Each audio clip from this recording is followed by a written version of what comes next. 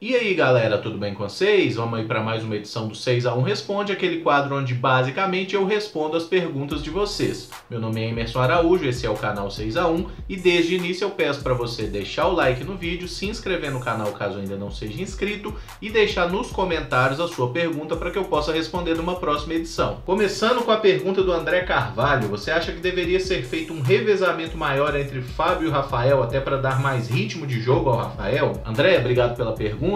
Eu acho que sim, cara, deveria ser feito um revezamento maior em todas as posições e na questão de goleiro também. O Cruzeiro hoje já está com quase 30 jogos na temporada e o Rafael jogou uma partida. Todos entendemos a importância que o Fábio tem, mas eu acho que o Rafael é um goleiro que deveria ter mais oportunidades de jogar, até para que no momento que a gente precise do Rafael, ele está pronto, né? Se ficar só o Fábio jogando o ano todo, no momento que o Rafael tiver uma oportunidade, certamente isso vai acontecer, seja por suspensão, seja por alguma lesão, coisa que todo atleta está sujeito, né? E o Fábio não foge à regra disso. O Rafael precisa estar num bom nível para jogar. E nas últimas vezes que ele entrou, ele mostrou muita qualidade. Por exemplo, esse ano ele tem um jogo que foi no Campeonato Mineiro. O Cruzeiro ganhou, o Rafael pegou um pênalti, foi até eleito naquela votação depois, né? A melhor defesa do campeonato. Então eu entendo que sim, não gosto dessa gestão que vem sendo feita pelo Mano Menezes aí, dando ao Fábio todos os jogos.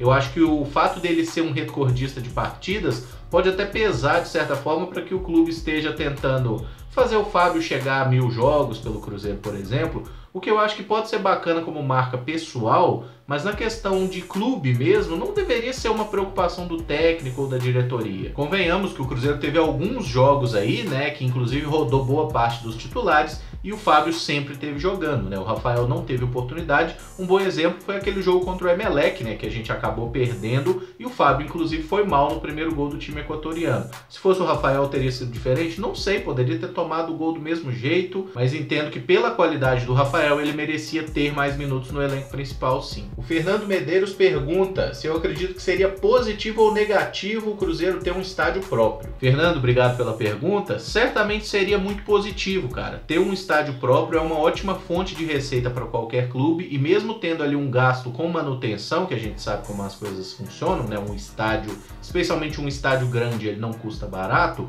O que você consegue arrecadar a partir de um estádio compensa demais. O problema é, a situação financeira do Cruzeiro não abre nenhuma hipótese da gente ter um estádio próprio nos próximos anos. Tentativas que estão sendo feitas até de administrar o Mineirão, que o Itair Machado adora falar sobre isso, me parece simplesmente jogar para a torcida, não tem nenhuma hipótese do governo e da Minas Arena quebrarem esse contrato que tem, até porque o governo ainda deve uma grana violenta para a Minas Arena, né, que vai sendo pago aí durante o período do contrato, se eu não me engano vai até 2037. Eu sinceramente não me iludo com essa questão de estádio próprio para o Cruzeiro, acho que isso não vai acontecer. Inclusive, se o nosso rival tiver estádio próprio, o que eu vejo uma possibilidade de acontecer é que depois de 2037, aí sim o Cruzeiro tenha uma possibilidade real de passar a administrar o Mineirão quando puder fazer essa negociação diretamente com o estado de Minas Gerais, né? Porque a Minas Arena tem um prazo ali de concessão em que ela é administradora. Depois o estádio volta a ser do governo. E aí eu enxergo sim uma possibilidade do Cruzeiro fazer uma gestão, coisa que está acontecendo lá no Rio de Janeiro agora, por exemplo, né? Flamengo e Fluminense estão fazendo uma gestão compartilhada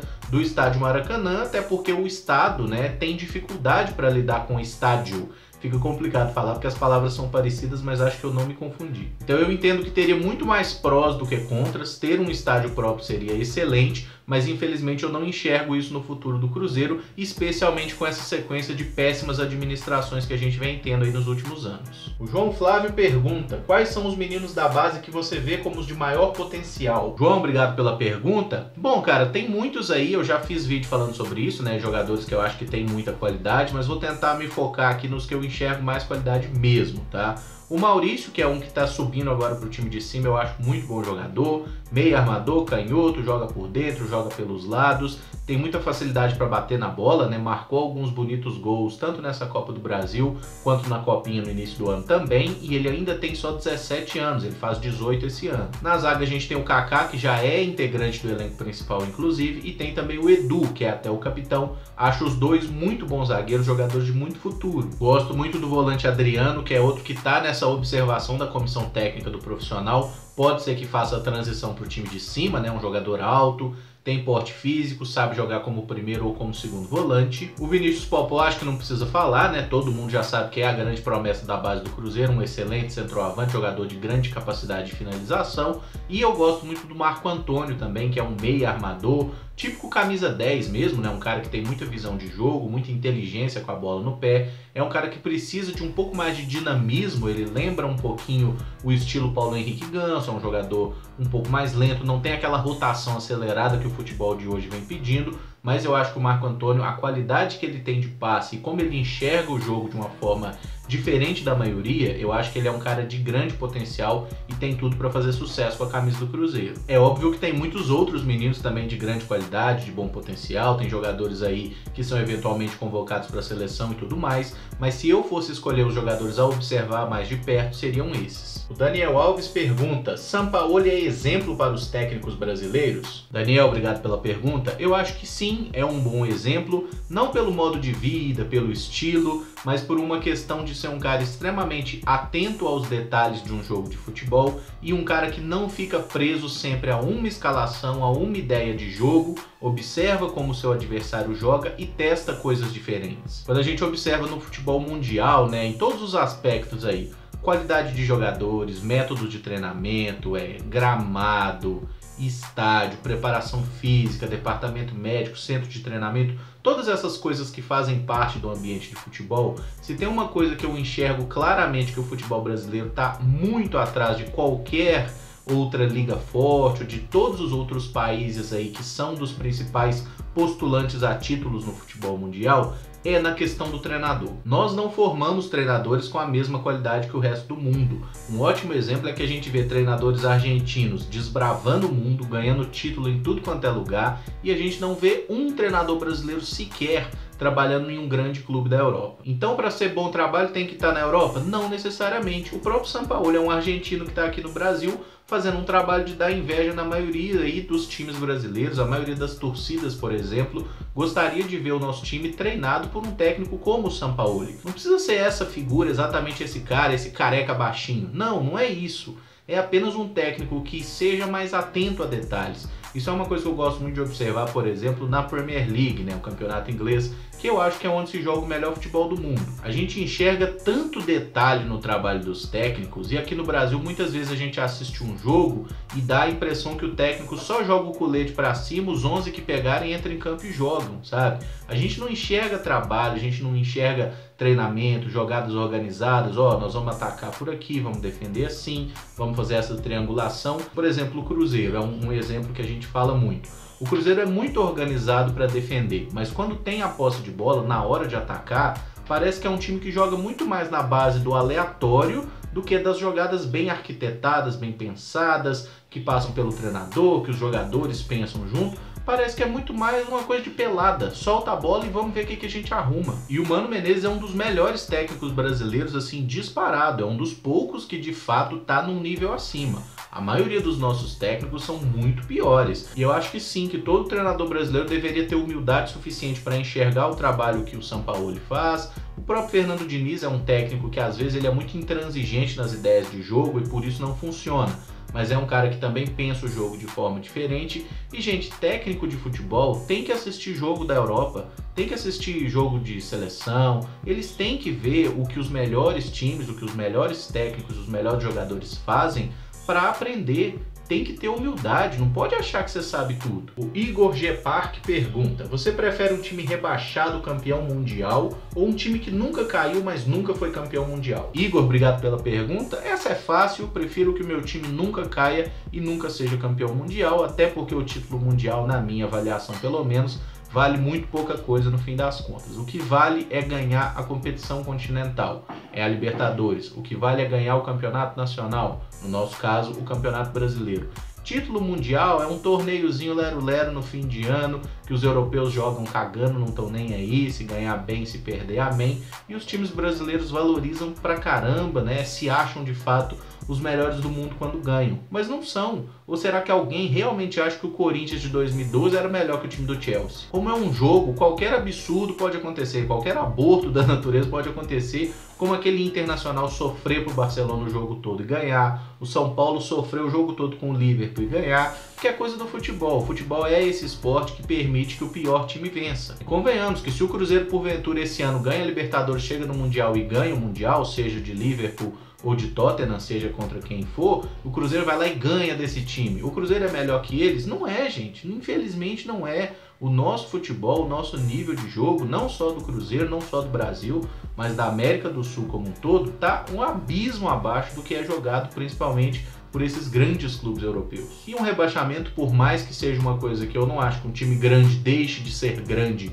se eventualmente ele for rebaixado, eu prefiro que o meu time jamais sofra com isso, que a gente esteja sempre entre os melhores e sempre na primeira divisão. O Rafael Lima Nascimento pergunta: já se encontrou com algum jogador do elenco atual do Cruzeiro? Rafael, obrigado pela pergunta. Cara, eu me encontrei com muitos jogadores, eu conheci alguns jogadores do elenco do Cruzeiro quando eu trabalhei na assessoria de imprensa, né, de alguns atletas. Na época, né, que eu trabalhava diretamente no Cruzeiro, era o Marcelo Moreno, atacante, e o Marcelo Oliveira quando era o nosso treinador. Então, eventualmente, eu conheci algum jogador, troquei ideia. Por exemplo, o Egídio é um cara muito gente boa, muito engraçado, por sinal. O Marcelo Moreno é super gente boa, mas não é mais atleta do Cruzeiro. Agora, ver de perto, passar, cumprimentar assim, eu diria que quase todos que estavam no Cruzeiro 2013 e 2014, eu já tive algum tipo de contato. Fábio, Dedé, Tinga, Dagoberto, por sinal, uma cara chata pra caramba, parecia ser uma baita de uma mala sem alça. Ceará, gente boa pra caramba, mas nunca fui amigo de nenhum jogador do Cruzeiro, apenas os conhecia e tive ali alguma relação profissional, de cumprimentar os caras,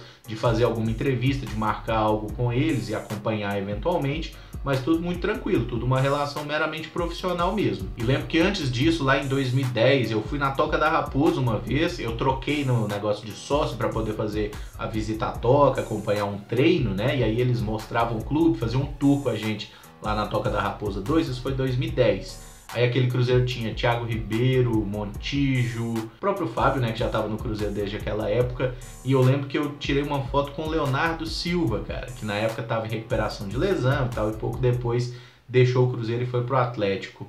E eu lembro que eu achei essa foto um bom tempo depois, né, digital aqui, e só excluí.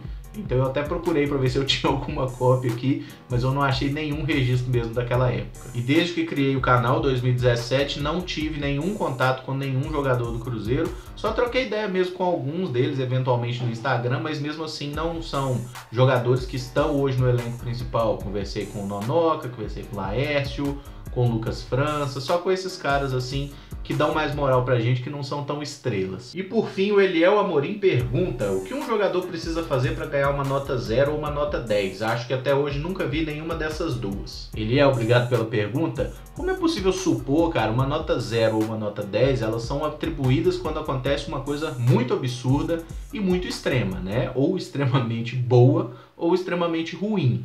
Nota 0, eu acho que não dei para nenhum jogador do Cruzeiro aí nesse tempo que eu faço essa coisa de dar as notas nas lives após o jogo. Eu realmente acho que nunca dei uma nota tão ruim, já devo ter dado nota 1, nota 2, mas 0 eu não lembro, porque uma nota 0 é quando o cara realmente erra tudo e fode o time. Não lembro se já dei.